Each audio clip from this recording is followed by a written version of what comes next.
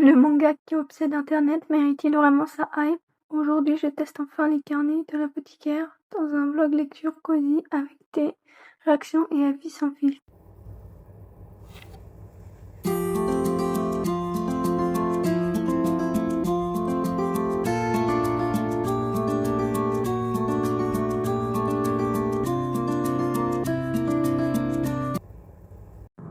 Je reviens vers vous. Donc dans le chapitre 1, Mao Mao, on découvre Mao Mao, une jeune fille intelligente, curieuse et passionnée par les plantes et les remèdes.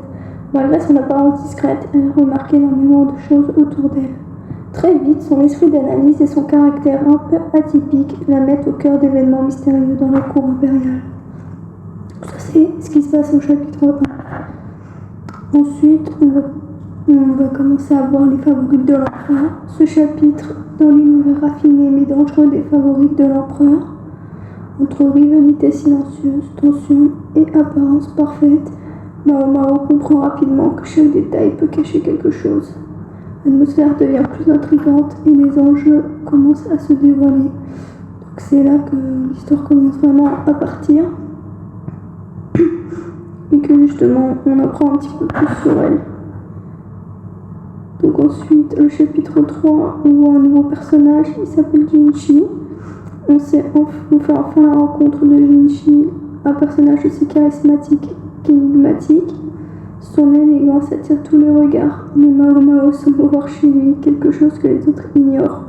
Leur dynamique apporte beaucoup d'humour, de mystère et rend l'histoire encore plus addictive.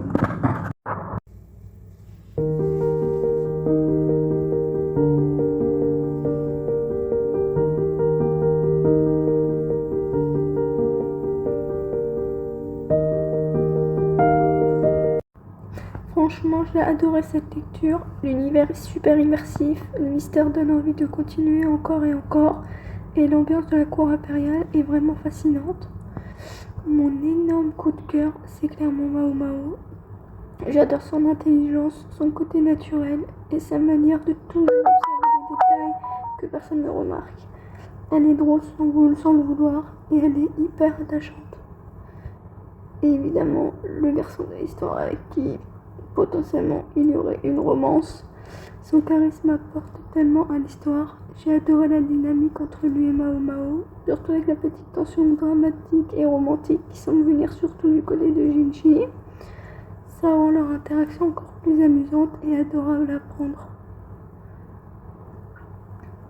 Mais bien sûr, la romance ne prend pas toute la place dans l'histoire, ce qui m'a vachement étonnée. Honnêtement, cette lecture m'a totalement donné envie de continuer la suite. Donc je viens de terminer le livre. Franchement, j'ai adoré cette lecture. L'univers est super immersif, les mystères donnent envie de continuer encore et encore, et l'ambiance de la cour impériale est vraiment fascinante. Mon énorme coup de cœur, clairement, c'est Mao Mao. J'adore son intelligence, son côté naturel et sa manière de toujours observer les détails que personne ne remarque. D'ailleurs, c'est quand même un livre d'enquête sur les poisons, sur les trahisons, et c'est elle qui s'en occupe. Elle est drôle sans le vouloir et elle est hyper attachante. Et évidemment, Jinchi est le garçon de l'histoire avec qui, potentiellement par la suite, il y aura une romance.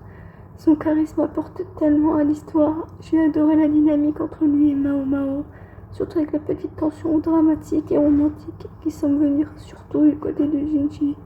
Ça rend leur interaction encore plus amusante et adorable, sans prendre toute l'attention dans l'histoire. Honnêtement, cette lecture m'a totalement donné envie de continuer la suite.